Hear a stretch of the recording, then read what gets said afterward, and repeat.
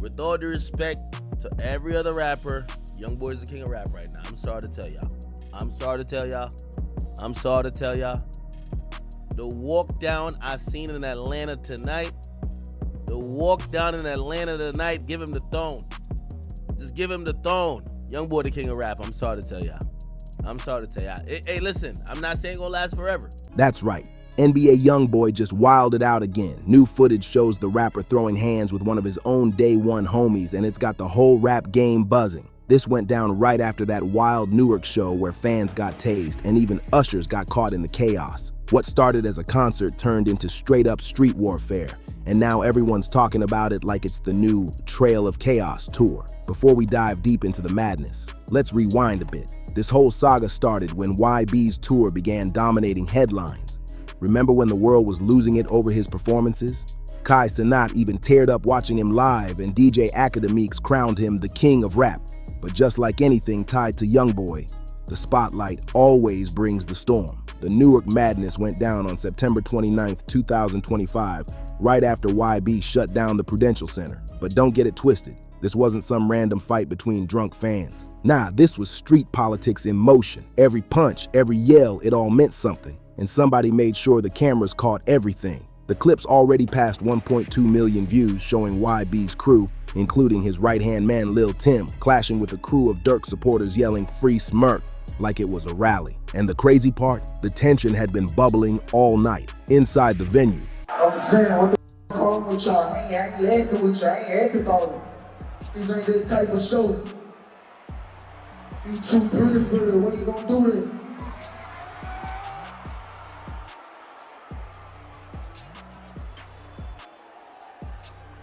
Hey, you do it again, you gonna get your face broken, this bitch, boy.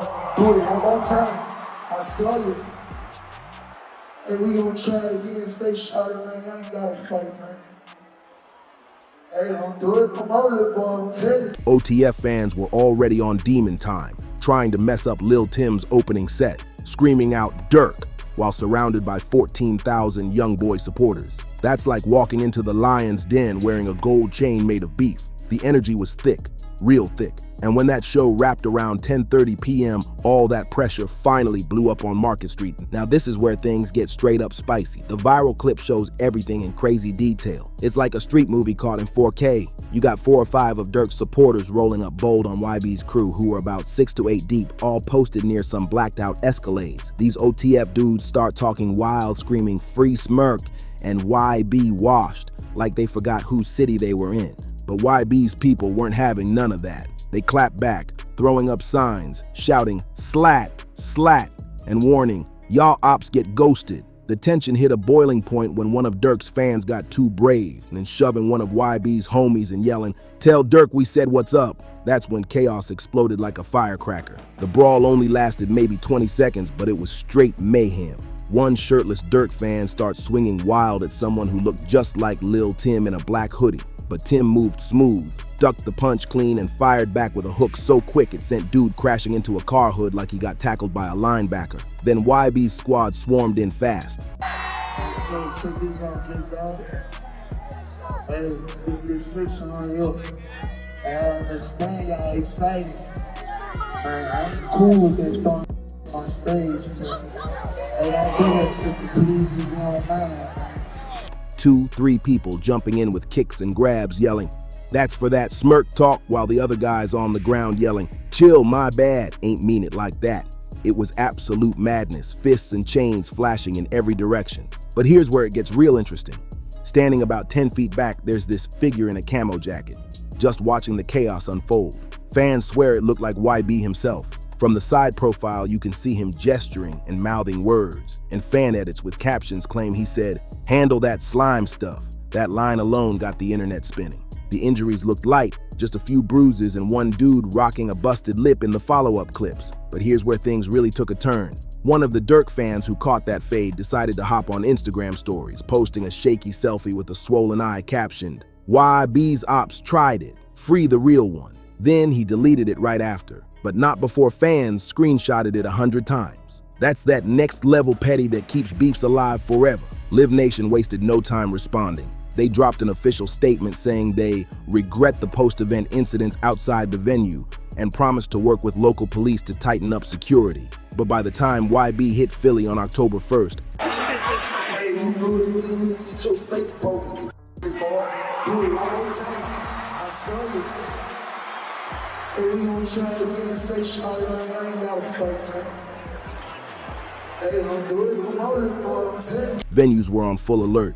Metal detectors at every entrance, bag checks on lock, and big red signs reading, "No rival chants allowed." That's how wild this tour's energy got. It turned concerts into mini war zones. But Newark? That was just one chapter in what's now looking like a full-blown trail of chaos. Every stop on this tour has been carrying that same storm cloud energy, making fans question if security's there to protect people or just grab a paycheck. And trust, social media's been on fire, breaking it all down, replaying every scuffle like highlight reels. Take the Austin show on September 6th. That's where the madness really started. YB's mid-performance, pouring his heart out on Lonely Child, when out of nowhere, 5 or 6 fans in the pit start throwing hands like it's an MMA cage match. You got bodies flying over railings, elbows connecting, people screaming. It was chaos on top of chaos. Then came Los Angeles, September 11th. And that's when things really turned up to a whole new level. The Crypto.com arena was packed wall to wall with 20,000 fans. And the night went from hype to hectic real quick. Chaos didn't hit once, it hit twice. First round of madness. 2 women in the front row start beefing over a spilled drink. Next thing you know, it's full-on hair pulling, purse swinging, and screaming like it's a reality TV reunion. All this going down while YB's on stage performing Feel Good. He literally had to stop mid-song, point them out, and say, "Y'all chill that out right now, we here for the music." The crowd went wild, phones up everywhere, and security had to rush in to separate them before it got uglier. But that wasn't even the end of it. Later that same night, during Outside Today, someone in the crowd thought it'd be funny to throw a hoodie on stage. Big mistake. YB's not the type to let that slide. He walked straight to the edge of the stage, locked eyes on the dude, and shouted, "Don't ever disrespect me like that again." The whole arena exploded, thousands of fans screaming while security zeroed in on the guy. Thankfully, it didn't go past words, but the message was crystal clear. Don't test YoungBoy. Actress S.C. Jackson happened to be in the building, caught the women's fight on her phone, and later posted backstage flicks with YB captioned, "Wild night but vibes." That LA show became legendary.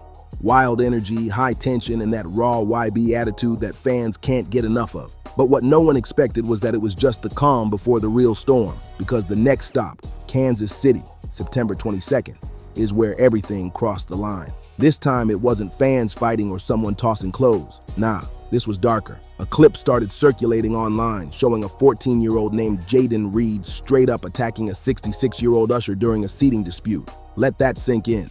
A teenager swinging on an elderly man just trying to do his job. The irony of it all, that same night, YB was being honored with a city proclamation for his Stop the Violence initiative. You can't make this up. While chaos was unfolding in the crowd, he was literally getting praised for peace. Meanwhile, 14-year-old Jaden Reed, the one who assaulted the usher, got detained that night, released to his parents, and later hit with felony assault charges on October 1st. The T-Mobile Center banned him for life, and the incident sparked a whole national conversation about how young fans are wilding out at concerts lately. Then came the Miami chapter on October 13th, another wild twist in this already cursed tour. This time, a different dude, also named Jaden Reed, no relation, decided to act out at the Kaseya Center. He was 23, and according to police reports, this man started dancing up on a female Miami PD sergeant's backside around 9:45 p.m. When she told him to leave, he refused, trying to play it off. That's when things went straight Hollywood.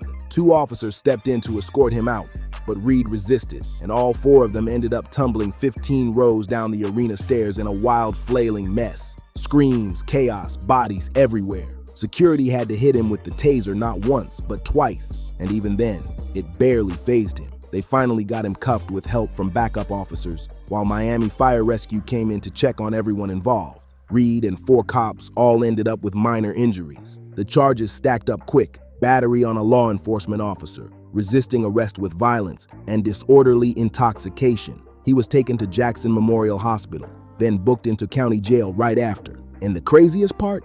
The show didn't even pause. YB kept performing like nothing happened, the crowd still lit, music blasting, pure madness. Even streamer Adin Ross felt the heat from the chaos. He pulled up with 8 bodyguards and 3 undercover cops, and still got denied entry because security said they couldn't guarantee his safety. That's how paranoid this tour has gotten, like everyone's expecting the next explosion before it even happens. TikTok went absolutely insane over this drama. Memes flooded the app, fans overlaying fight footage with "Outside Today" lyrics, racking up hundreds of thousands of views in hours. The edits were ruthless, some even sinking punches to the beat. Meanwhile, Durk's supporters couldn't stop trolling, pushing the "free smirk" tag like a movement, getting over 45,000 impressions, and posting slick edits clowning YB's crew. It's wild. This beef ain't just playing out in the streets anymore, it's being fought on timelines, For You pages, and comment sections all at once. Every single incident keeps the fire burning hotter. At this point, the Massacre Tour has evolved way past being just a concert run. It's a traveling war zone. You got old beefs, street politics, and die-hard fan loyalty colliding city after city. Each stop feels like a new battlefield, and venues are scrambling like crazy to tighten up security just to keep things from spinning out of control. Metal detectors, bag checks, surveillance drones, they're pulling out all the stops to prevent another viral disaster. The tour's set to keep rolling through November, hitting major cities across the country, but after everything that's gone down, security's not just alert, they're paranoid, especially since the Chicago show got canceled. Yeah, that's the elephant in the room everyone's been whispering about. The cancellation that sent shockwaves through the whole hip-hop world. On September 23rd, 2025, just one day before YB was supposed to take over the United Center in front of 20,000 fans, the venue suddenly pulled the plug. No warning, no real explanation, just a cold statement. The United Center has made the decision to cancel the NBA YoungBoy show scheduled for Wednesday, September 24th in Chicago. That's it. No details, no reason. Fans were left blindsided. Ever since King Von's death back in November 2020, everyone knew Chicago was sitting on edge. That loss didn't just change the streets, it carved deep lines of tension that never really healed. So when YB's team announced he'd be performing in the city, people already felt the storm brewing. The United Center even made a major rule change ahead of time.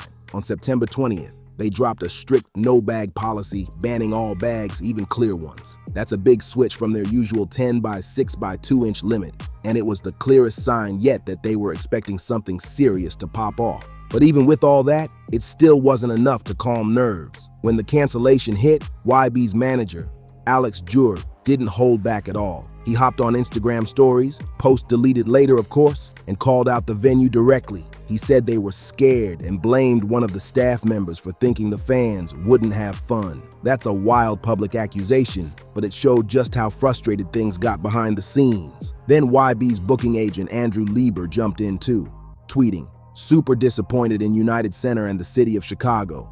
This was their call." He claimed the venue just got cold feet and pulled the plug without caring about the financial hit or how it would make YB's camp look. The tone online turned heated fast. Fans blaming the city, promoters blaming the venue, and YB's supporters claiming Chicago just wasn't ready for that kind of energy. But let's be real, everyone knows what the real issue was, the Lil Durk connection. This wasn't about safety paperwork or stage setups, this was deeper. This beef goes way beyond rap, it's personal, it's generational. It's about loyalty, bloodlines, and history.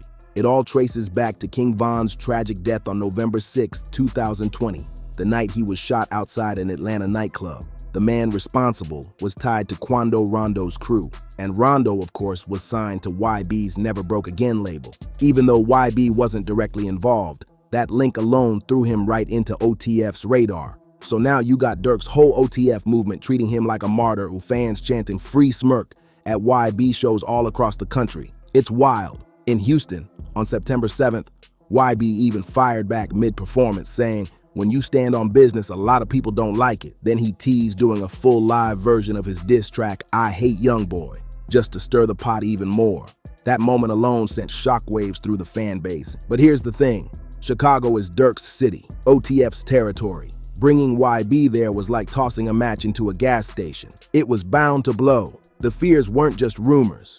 They were real, specific, and grounded in deep street tension. People were even talking about O Block, the area famously tied to OTF, possibly mobilizing against YB and his supporters. King Von's sister, Kayla B, even jumped into the conversation on X, formerly Twitter, celebrating the show's cancellation. She wrote, "Anybody risking their life to do some crash-out dumb stuff like that is insane. Y'all gotta be smarter." That's Von's own family basically saying, yeah, it's good they shut that down. If that doesn't tell you how serious it was, nothing will. And it didn't stop there. Social media got flooded with claims that 30 to 40 OTF affiliates were spam calling the United Center, allegedly making threats and harassing staff until the venue had no choice but to cancel. Whether those stories were real or just internet noise, they showed just how much pressure was building behind the scenes. Then came another rumor that made everything even messier. Some fans claimed YB's team had reached out to members of Chicago's South Side gangster disciples for added protection.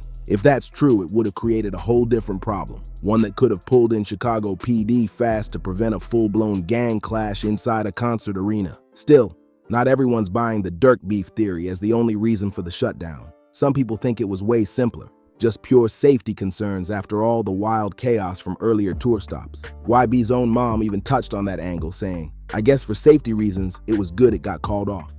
But we put a lot of money into this." You can feel the frustration there. The family's losing money, fans are losing moments, and the city's losing trust. At the end of the day, no matter which theory you believe, this whole situation shows how deep this feud runs. It's no longer just about songs or charts, it's about survival, legacy, and power. And if you've been keeping up with all this madness, hit that like button, subscribe, and drop your thoughts below.